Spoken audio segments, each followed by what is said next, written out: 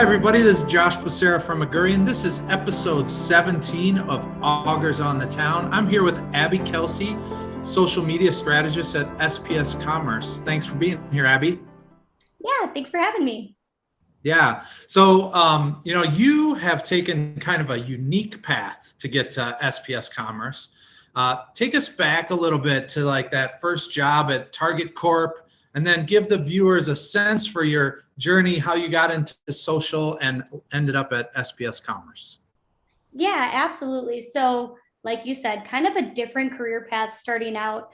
I started at Target headquarters, and I actually started in the construction and property development department. Okay. Which, looking back on now, I'm like, wait, I knew nothing about that industry. So although it was a great learning experience, I quickly found out that that was not the way I wanted my career path to go. Sure. So I networked the heck out of Target and eventually landed in on the Target.com team. So, at a young age, I thought, here I made it. I, kind of went from one department to the next and finally got into the marketing scene. Here I was ready to just roll up my sleeves, start from the bottom up, find my area of expertise, and just kind of, go through that corporate ladder. Target.com. Woo-hoo. Yeah, right. And, especially back in, I think it was 2014, 15, something like that. So sure. It was really exciting. And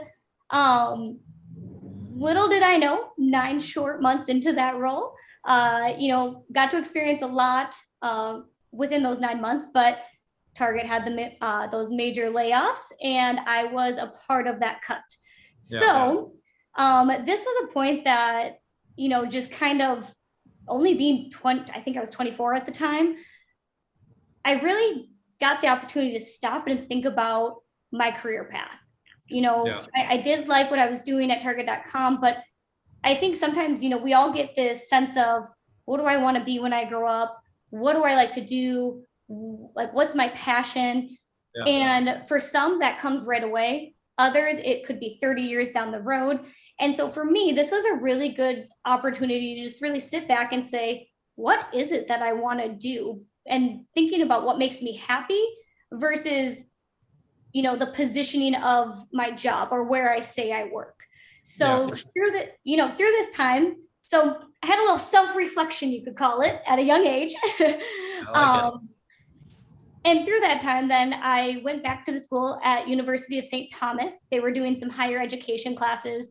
And, at my time with Target, I got to experience a little bit of their social media world. And I just thought it was so cool. But, I didn't see myself. It was, kind of foreshadowing what I was going to be going into. I was interested in it, but I didn't know enough about it.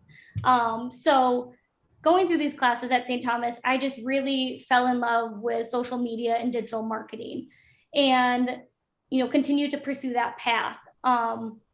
Fast forward, I kind of joined a startup company. This same type of thing happened. I came onto that company as a PR and social strategist, if you will, at that time. And we skyrocketed up. I was traveling, going to conferences, thought life was great. And here I made it. I'm on the magic carpet ride. And that was going to be that for my career. Startup didn't work out.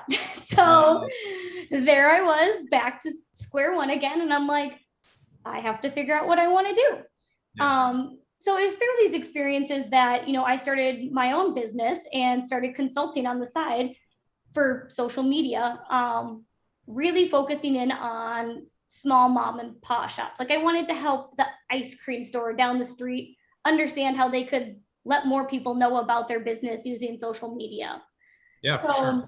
Yeah, so that's kind of like where my passion started for it. And it's only continued to grow throughout that time. Held various other positions. I never went full-time with my business. So it's more of that consulting on the side. Worked for Verseek Search and Consulting, their internal agency, led their social division, then went back to their marketing side, and a whole bunch of other things, and then led me to SPS Commerce, where I am now.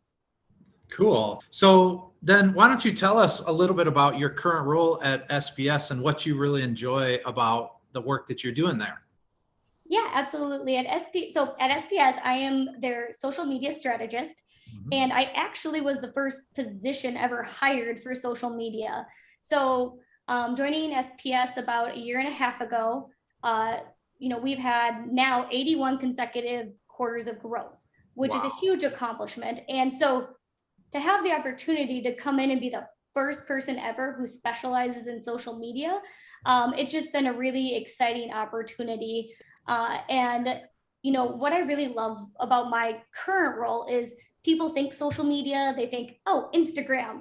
But like when you're in a B2B tech company, that is not the case. So, what I love about my job right now is it allows me to work across all areas of the company. So collaborating with other departments, like on a weekly, even daily basis. I get to work with sales training, HR and recruiting, our executive team, events, kind of just all encompassing all around. And so, yeah, it's a really fun opportunity, and you get to learn so much about the business and other departments too.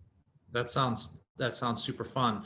So I know in your consulting and just kind of talking with B2B businesses, you always get asks, right? Like, so where's the ROI in social media? How can you tie kind of the actions and activities that are happening on social to revenue? So when you get asked that, like what's your answer? That is the age-old question. I think whenever that gets brought up, because especially, with like an executive team, they want to know what's the ROI of social media? What is this doing for us? And I think the first thing that I always bring to the table is, and this is when talking to any business, is social media ROI is not a one size fits all situation. So there is no like, this is the way that you track it and this is how you're going to find success, because it all depends on the business, the industry, the products. A quick example, a B2C company selling clothing, well, tracking ROI from social media on that is going to be much, much different than a B2B company where a product or service maybe takes 3 to even 8 months to close that deal. Right. So really what I say, when I have these conversations, it's thinking more of, rather than how do I measure ROI of social media, it's taking a step back and saying, what is my purpose of having social media for my company? And then once you kind of have that answer, then you're able to really create a strategy that focuses on defining your objectives and goals, really understanding the KPIs that you want to track that's going to measure success. And I know that seems like a really cookie cutter answer, kind of like, oh, set objectives and goals. But it's true, because you have to know the purpose behind what you're doing on social media, set up goals to align with that purpose, and then track. So, and I think a lot of companies, it doesn't really help to, go down this path and do all this tracking when you're not actually paying attention to the right stuff. So like that pre-work of really aligning on, why are we doing this? Why is it important? Where will we see the impacts? And then being able to track to that. I think that's really smart. Yeah. And I would say even too, like from an organic perspective, your organic strategy is going to be much different than your paid strategy. So if you have a paid campaign focused on a specific outcome, well, that's going to be different than, aligning that ROI measuring with your organic presence that, has a mix of content going out.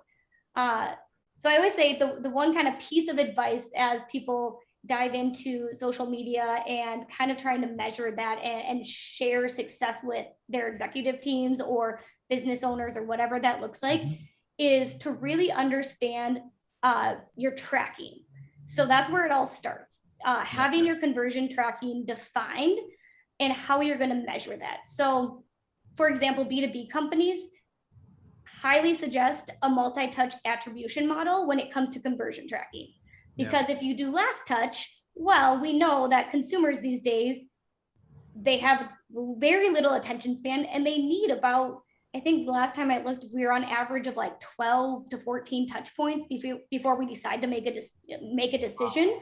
Yeah. And so you think about that and it's like, well, if social is a place that you're really trying to engage with your audience, educate your audience, and then you're going to encourage them to buy, you need to understand those different touch points to understand if social is helping with that influence. And so I do think it helps. And, it also just helps understand the customer journey too. From the time they come to our site, how many touch points do they need before they convert and what were they? So I always say that that's a really key piece for ROI is just understanding your tracking of your company in general. Yeah, I mean, I think attribution modeling is super important. And yeah, there are all kinds of assisted conversions. Social plays a huge role in that. I think you're right. And then that helps like demonstrate that ROI, which is what we're really talking about. But beyond like those business results, what other areas do you see like social impacting a business? I think when we talked in prepping for this, you talked about like employee advocacy. So can you like talk a little bit about some of these other areas where social impacts business results? Yeah, I would say, if you're kind of taking away the ROI and the marketing efforts and, all of that, social plays a huge role in just your brand reputation. Not only for, we all know when you go to a website, that website is built for what that company wants you to read. Right. Social, of course is too, but it's also kind of like the proof in the pudding or whatever if you will, of, what are people saying about your brand? Are people engaging with your content? Do people like what you're talking about? And so I think that's the first thing that comes to mind is it helps to increase that brand reputation and then show not only the people behind the company, but also what that company stands for. And consumers buy from companies they like these days. And so I think brand reputation is key for like kind of another area outside of, demand gen or, conversion tracking or ROI. And then talent acquisition, because if you want to get the top talent, you want to provide a good experience, before someone even, applies or interviews with a company. It's pretty, I would say 90% of the time, and that is a stat I totally just made up, so don't quote me on that. A lot of the time. A lot of the time, we'll go with that. So a lot of the time, the talent's going to also look at, not only your website to get information, but they're also going to go to your social channels. What does it look like to work there? What does this company care about? Do they really, I think we hear practice what you preach as far as your company values. And so I think, brand reputation and kind of that talent attraction are two big ways that social impacts outside of revenue. Yeah. Well, and I think what's really cool is while you can have a web page, on your website that says, this is our culture or these are our values, if you have a really awesome Instagram profile that actually shows those values like in action, where if the company has a value to give back and there's pictures of volunteerism happening, right? Like where social like provides that like lens that actually demonstrates this versus just a web page that says, yeah, we believe in these things, right? Absolutely. And with that, it humanizes your brand. And I think that is so important in today's world. It gives you a glimpse inside the people behind the company. And kind of to your point too, if it's maybe not the company, maybe it's employees talking about it. So if they, something like large corporation, it might be hard for them to post every single thing that they do. But now if your employees are going to do it, it's sharing a whole nother side that kind of goes into that as well. Yeah, because employees, they're not required to share by any means. And so if they're sharing, it's because they believe in it and they believe in the company. So absolutely. Cool. So two more questions for you. So first, I love to ask, tell me, is there any new tech or strategies or tactics that you're kind of paying attention to or curious about or excited about? And then number two if you had one piece of advice for marketers who are responsible for social, what would that be? All right. So first question, thinking about that kind of, what comes to mind right away is one strategy and one tactic. So I'm going to share both of those. The first one, focusing more on that strategy, is adopting, literally just from what we just talked about, more of a employee or people first social strategy. So like we said, people want to hear from people. They don't want to hear how cool, awesome, amazing your brand is and how much you help other people. They want to understand your company in a different light than maybe what your website says or something like that. So really what this does is it allows companies to show that side. And I think it's not a new strategy, but it's not fully adopted yet either by a lot of brands. And right away, two reasons come to mind of why that it's a good model. The first one, the algorithms, like social media algorithms, will always favor people and conversations, always. So if you think about next time you go on LinkedIn, look at, as you're scrolling through your newsfeed, if you see a post that like has a bunch of likes and, it's pretty, you're probably going to have a lot of comments going on, meaning conversation. So the algorithms, like conversations, are what make posts go, almost kind of viral, right? Or tells the algorithm, let's keep showing this because people care and want to talk about it. So when you think about that, when you put people first into your strategy, hopefully you gain more engagement and conversation. The second part is, like we talked about, it highlights employees, customers, and influencers. So that's kind of like the key three things that you want to bring into a strategy like that. You still, of course, sprinkle in your services and your blogs and case studies and things like that.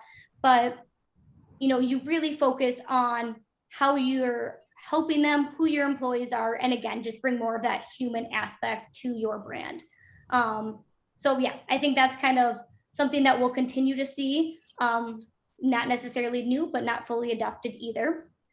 From the tactical perspective, I would say live video or just video marketing in general. We saw a huge absolutely. Real conversations. That's exactly it. Yeah. And we saw a huge spike in this over the last year, but I don't think it's something that brands have yet fully optimized or like taken advantage of. And so, even just live Q&As or like we said, conversations like this, utilizing videos to, really showcase expertise, educate, all of those things is really what people want and how people are consuming information.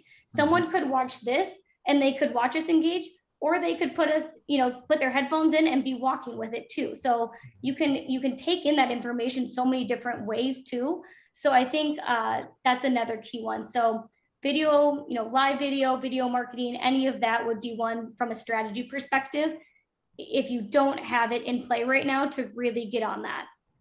Cool. I guess my advice, I did not. Question 2, yeah. So okay. what piece of advice might you have for somebody who's managing social media? Yes. For someone managing social media, I would say my biggest piece of advice is, again, to just understand and drive home the purpose of it. So social media, as social media, and there's a lot that goes on our plate. Sometimes people think we're graphic designers. They think we're video editors. They think that, we're really witty and can respond back on Twitter. Like, that's not always the case. So I would say really just kind of focusing in on the purpose of your brand, like the purpose of why you want to be on social media for your brand, and then build your strategy off of that. So that is, I think, and when you do that, you come up with a strategic, but also believable strategy and approach, which is what social is all about. Yeah. Begin with the end in mind. Figure out what your goals are, where you want to go with this, why are you doing it, and then from there build. So I really love that. That's a great piece of advice. We could probably talk social media for hours, but I really appreciate your time, Abby. This has been a lot of fun. But we're going to have to say goodbye for now for episode 17 of Augurs on the Town. Thanks so much, Abby. Really appreciate it. Thank you.